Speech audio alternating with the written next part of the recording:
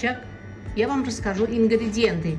2 яйца, чуточку чайной соды, щепотку соли и 2 щепотки сахара. Затем кладу туда муку. Замешиваю тесто. Это тесто должно быть такое эластичное. Затем, после замешивания теста, мы его убираем. За это время я готовлю масло. Это тесто начинаю раскатывать до 1 сантиметра толщины. Затем режу на ленточки. Эти ленточки я немножко мукой посыпаю. Затем режу как на лапшу. Затем я их все это просеиваю, для того, чтобы масло не пригорало, мука не оседала.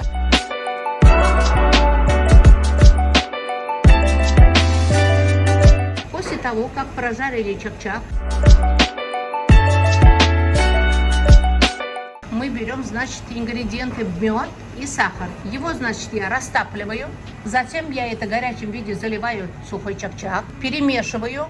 Потом на тарелочке, кому какая форма нравится. У нас получился вот такой красивый чак-чак, аппетитный и очень вкусный.